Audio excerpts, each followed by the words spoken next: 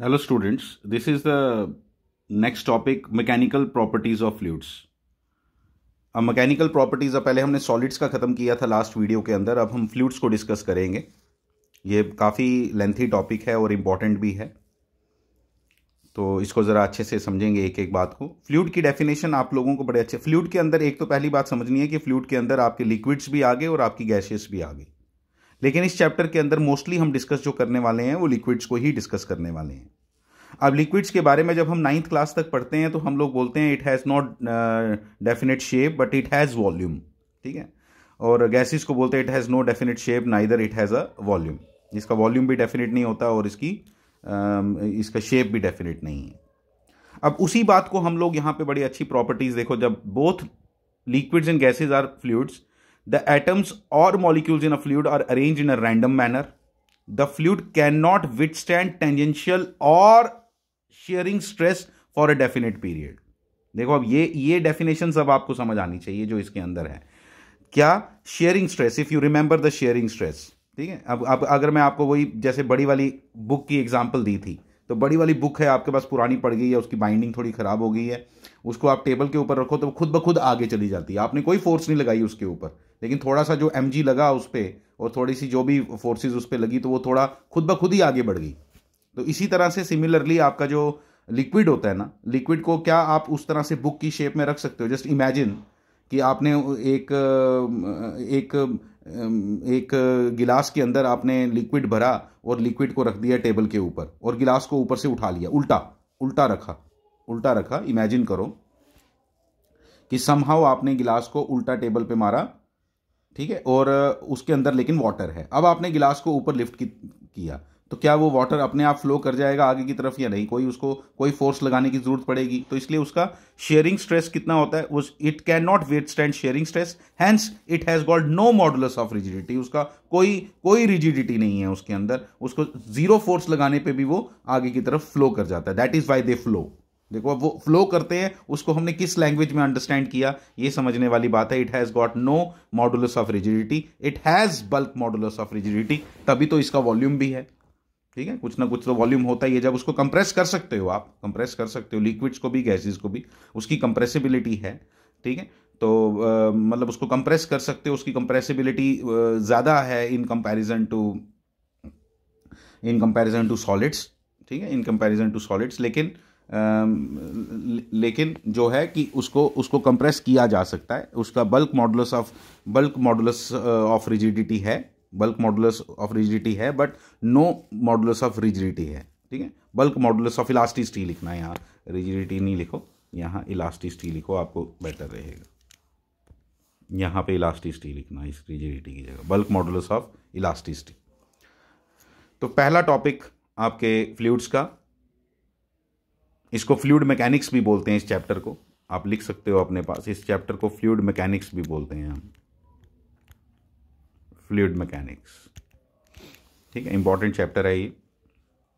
The pressure at a point on a surface is the thrust acting normally per unit area around that point, ठीक है। Pressure क्या है?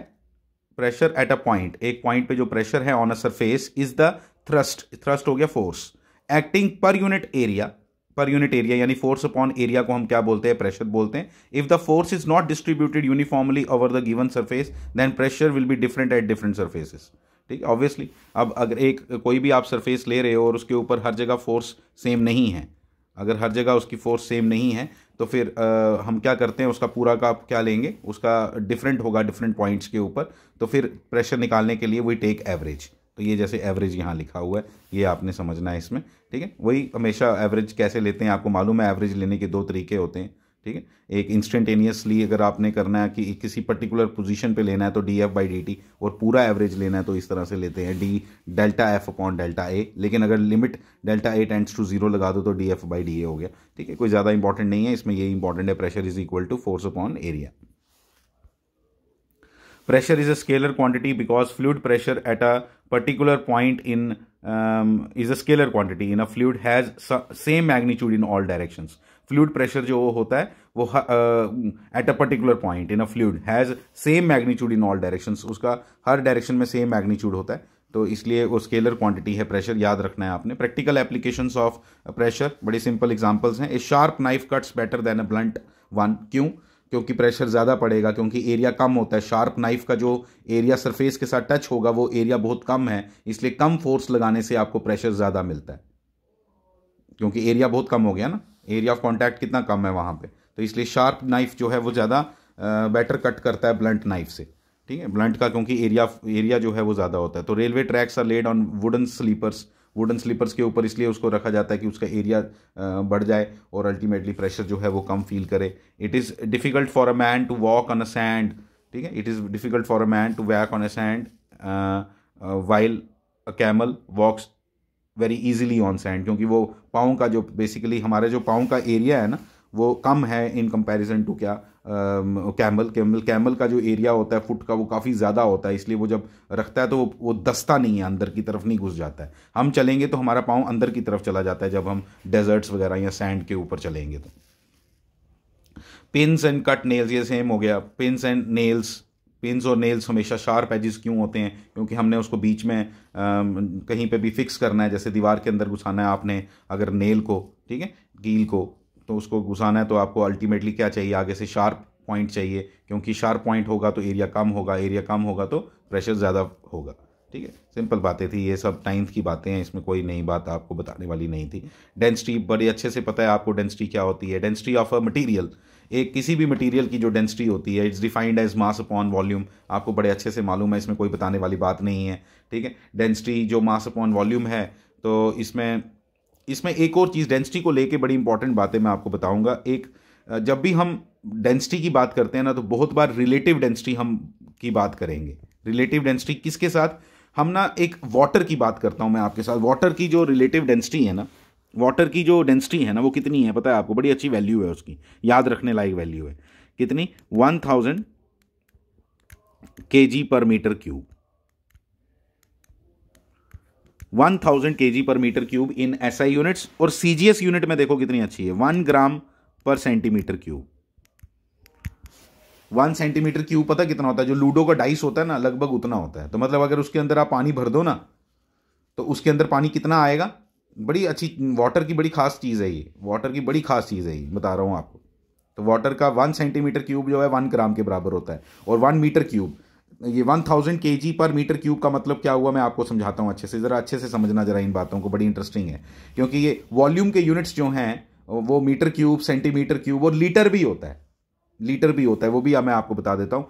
1000 centimetre cube, relation याद रखना please, ये 1000 centimetre cube equal to 1 litre होता है, ये याद रखना प्लीज़, ठीक है। और सेंटीमीटर क्यूब को हम गाड़ियों में बोलते हैं इतने सीसी की गाड़ी है, सीसी वर्ड यूज करते हैं, कितने सीसी गाड़ी है भाई तेरी।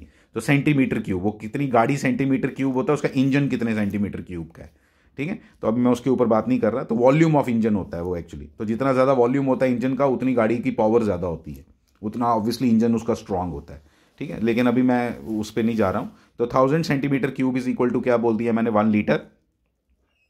1 लीटर होता है। अब इन सब चीज़ों को ज़रा अच्छे से मैं अंडरस्टैंड करवाता हूँ आपको, और वाटर के बारे में, वाटर की एक खास बात बताता हूँ, फिर उस वाटर को हम डेंसिटी के लिए कैसे यूज़ करते हैं उसके बारे में भी बात करता हूँ, और अच्छे से समझना इस बात को। वाटर की डेंसिटीज़ मैंने लिख के दे दी आपको, दोनों SI यूनिट्स में भी और CGS यूनिट्स में भी, ठीक है। लेकिन हमें मालूम है कि वॉल्यूम का एक और यूनिट होता है, दैट इज कॉल्ड लीटर। तो लीटर की टर्म्स में अगर बात करनी हो तो क्या बात करेंगे? अब देखना कितना इंटरेस्टिंग है ये, मैं बताता हूँ आपको। वाटर की density 1000 kg per metre cube का मतलब हुआ, अगर मैं एक टैंक ऐसा लूं, एक टैंक लूं जिसके अंदर पानी भरना है मुझे, उसकी लेंथ भी 1 मीटर की हो, उसकी विड्थ भी 1 मीटर की हो, और उसकी हाइट भी 1 मीटर की हो। ऐसा इमेजिन करो, एक ऐसा टैंक इमेजिन करो जिसकी हाइट भी 1 मीटर की हो, जिसकी लेंथ भी 1 मीटर की हो, और जिसकी विड्थ भी 1 मीटर की हो। तो अगर मैं ऐसा टैंक लूं तो उसका वॉल्यूम कितना हो गया? 1 मीटर क्यूब का, और उसके अंदर मैं वाटर अगर भर दूं पूरा तो उसके अंदर वाटर कितना आएगा? 1000 kg का, 100% 1000 kg का। ये वाटर की खासियत है। तो वाटर की ये खासियत होने, और ये वैल्यू बड़ी अच्छी है याद करने के लिए, 1000 याद करना मुश्किल नहीं होता, ठीक है। इसीलिए हम हर एक की डेंसिटी याद नहीं करते, हम सिर्फ वाटर की डेंसिटी याद करके रखी है, और बाकियों की डेंसिटी वाटर के कंपैरिजन में बोलते हैं, और उसको रिलेटिव डेंसिटी बोलते हैं, ये समझना है आपने, और उसको स्पेसिफिक ग्रेविटी बोलते हैं। जब मैं वाटर के साथ कंपैरिजन करूं, मैं आपको बताता हूं सिंपल, मैं बोलूंगा मैंने एक ऑयल लाया मार्केट से, ठीक है, उसकी स्पेसिफिक ग्रेविटी 0.8 थी, उसकी स्पेसिफिक ग्रेविटी 0.8 थी। उसका क्या मतलब हुआ? उसका मतलब हुआ कि वाटर के कंपैरिजन में उसकी डेंसिटी कम थी, तभी वैल्यू 1 से कम है। 0.8 बोला ना मैंने, 0.8, तो हमें पता चल गया उसकी डेंसिटी कितनी होगी, 0.8 multiplied by 1000 is equal to 800 kilogram per metre cube, या 0.8 ग्राम पर सेंटीमीटर क्यूब। ये आपने बात समझनी है, ठीक है।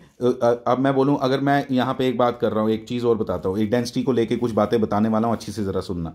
जैसे मैं बोलूंगा स्पेसिफिक ग्रेविटी ऑफ सब मटेरियल, कोई भी मटेरियल ए है, कोई सबस्टांस ए है, उसकी स्पेसिफिक ग्रेविटी 2 है, उसका मतलब क्या हुआ कि वो वाटर से डबल डेंसर है, डबल डेंसर है, डेंसिटी उसकी ज्यादा है। जैसे मैं आपको 2-3 एग्जांपल देता हूं, आपने याद रखनी है रख लो, नहीं भी याद रखोगे तो चलेगा। मैं बेसिकली इलेक्ट्रिकल इंजीनियर हूं, तो मेरे दिमाग में एक्चुअली हमारे लिए 2 मटेरियल बड़े इंपॉर्टेंट होते हैं इलेक्ट्रिकल में, एक होता है आयरन और एक होता है कॉपर। 2 चीज़ें बड़ी इंपॉर्टेंट होती हैं। तो आयरन की डेंसिटी जो होती है वो 7.8, स्पेसिफिक ग्रेविटी 7.8 होती है, यानी कि वो वाटर से कितना हैवियर है, कितना डेंसर है, 7.8 टाइम्स। तो कितनी डेंसिटी होगी उसकी, 7.8 इंटू 1000। और कॉपर की होती है 8.9 kg per metre cube, sorry 8.9 उसकी स्पेसिफिक ग्रेविटी होती है, यानी कि उसकी डेंसिटी कितनी होगी, 8900 kg पर मीटर क्यूब। तो इस तरह से हम बोलते हैं। और सबसे डेंसिटी ज़्यादा, ऐसे तो डेंसिटी सबसे ज़्यादा किसकी है उसमें हमने याद नहीं करने की ज़रूरत है, वो गूगल करके आप ढूंढ लेना अगर आपको ढूंढना होगा तो। लेकिन हमारे लिए अभी इस चैप्टर के लिए एक और बड़ा इंपॉर्टेंट मटेरियल है, एक वाटर तो है ही है, लेकिन एक बहुत बहुत इंपॉर्टेंट मटेरियल और हम डिस्कस करने वाले हैं इस पूरे चैप्टर के अंदर, जिसका नाम है मरकरी, Hg जिसका सिंबल है मरकरी। आप बिलीव नहीं करोगे, मरकरी इज अ फ्लूइड, लेकिन मरकरी की डेंसिटी 13.6 है। स्पेसिफिक ग्रेविटी, डेंसिटी नहीं, स्पेसिफिक ग्रेविटी इज 13.6, मतलब वो वाटर से 13.6 टाइम्स ज्यादा डेंसर है। 13.6, नॉट अ जोक। क्यों? क्योंकि अब आयरन की मैंने अभी आप बोली 7.8 स्पेसिफिक ग्रेविटी, कॉपर की मैंने 8.9 बोली, लेकिन मरकरी की डेंसिटी देख रहे हो आप कितनी हाई है, it is 13.6 times denser than the water. That is why we will say the specific gravity of mercury is 13.6. तो 13.6 उसकी डेंसिटी है, 13.6 डेंसिटी नहीं बोलना, 13.6 उसकी specific gravity, I am sorry, ठीक है। तो अब क्या इससे क्या समझते? एक और बात, आप बोलोगे सर लीटर वाली बात की थी, आगे बढ़ाई नहीं आपने, लीटर वाली बात बताता हूं। 1 litre is equal to 1000 centimetre cube होता है। इसका मतलब अगर 1 लीटर की बिस्लरी की बोतल आप सबने देखी होगी, 1 लीटर की जो मिनरल वाटर की बोतल आती है, किनले बिस्लरी जो भी आती है 1 लीटर वाली, उसके अंदर अगर आप वाटर भर दो ना तो 1 kg वाटर आएगा, 100% 1 kg होगा भाई, ये समझने वाली बात है। उसके अंदर अगर ऑयल भर दो तो 1 kg नहीं होगा। और सबसे इंटरेस्टिंग बात, अगर उसके अंदर देखो वाटर कितना आया, 1 लीटर की बोतल के अंदर अगर जब आपने वाटर भरा है तो वो कितना वाटर होगा उसके अंदर, अगर हमें एग्जैक्टली 1 लीटर वाटर ले लो तो कितना होगा, 1 kg। मतलब जो बिस्लरी की बोतल आप मार्केट से खरीद के लाते हो, अगर उस बोतल का वेट आप निगलेक्ट कर दो तो 1 kg के लगभग उसका वेट होता है। अगर उसके अंदर आप मरकरी भर दो उसी बोतल के अंदर, उसका वेट 13.6 kg होगा, जिसको शायद आप उठा भी नहीं पाओगे। यह समझने वाली बात है, या बड़ी मुश्किल से उठाओगे। 13.6 kg, 1 लीटर की बोतल बिस्लरी की लो और उसके अंदर मरकरी भर दो पूरी। फील करो, हर बार भरने को नहीं मिलेगी, हर बार भरने को नहीं मिलेगी। यही फिजिक्स है, यही फिजिक्स है। आपको फील करना आना चाहिए। आप इमेजिन करके ही बोल दो हाँ यार भाई मैं उठाया, अभी मुझे दिखना चाहिए वो मेरे को कि भाई, जब मैं फील करना चाहिए मुझे कि भाई जब मैं बोल रहा हूं 13.6 उसकी स्पेसिफिक ग्रेविटी है, उसका मतलब ये है कि वो वाटर से 13.6 टाइम्स ज्यादा हैवियर है। वो use the word heavier. Heavier word जब हम यूज करते हैं ना, कि बोलते हैं कि भाई जो मरकरी है वो, जबकि वर्ड डेंसर बोलना चाहिए, डेंसर, लेकिन कई बार बुक्स हैवियर भी लिखती हैं, तो समझ जाना है कि हैवियर बोल रहा है तो इसका मतलब सेम अमाउंट ऑफ वाटर और सेम अमाउंट ऑफ मरकरी की डिस्कशन हो रही है। इसका मतलब क्या हुआ, इसका मतलब हुआ, जैसे मैंने 1 लीटर की बात की, 1 लीटर की बिस्लरी की बॉटल में अगर मैं वाटर भर दूं तो उस बिस्लरी की बॉटल का वेट कितना होगा, 1 kg के लगभग, क्योंकि अगर हम निगलेक्ट कर दें उसके प्लास्टिक का जो वेट है वो निगलेक्ट कर दें, अगर हम उसी के अंदर हम मरकरी भर दें तो उसका वेट हो जाएगा 13.6, 13.5 किलो से ज़्यादा, बहुत ज़्यादा वेट है। इसलिए इस बात को मैंने डेंसिटी के अंदर ये सब बातें आपको इसलिए समझाई क्योंकि ये सब यूज़ होने वाली हैं। इसको बहुत अच्छे से नोट करके रखो अपनी कॉपीज़ पे, अपने दिमाग में, ज़्यादा इंपॉर्टेंट दिमाग में। कॉपीज़ पे तो लिखा पड़ा है भाई, बुक्स के अंदर भी लिखा पड़ा है, तो ज़्यादा दिमाग के अंदर घुस जाना चाहिए आपका, और फील करो इन बातों को, तब आपको इंटरेस्ट आएगा इन सब बातों में। सबसे इंपॉर्टेंट लॉ इस पूरे चैप्टर का, ठीक है, बोर्ड के पॉइंट ऑफ व्यू से बहुत ही ज़्यादा इंपॉर्टेंट है, ठीक है। इसकी सिर्फ स्टेटमेंट है आपके सिलेबस में, इसका प्रूफ नहीं है, इसलिए मैंने प्रूफ किया भी नहीं है। बुक्स में दिया हुआ है प्रूफ, बट आपको करने की ज़रूरत बिल्कुल भी नहीं है, आपने सिर्फ स्टेटमेंट करनी है इसकी। आपको मैं सिंपल बताता हूँ कि क्या हमने समझना है इस पास्कल लॉ में।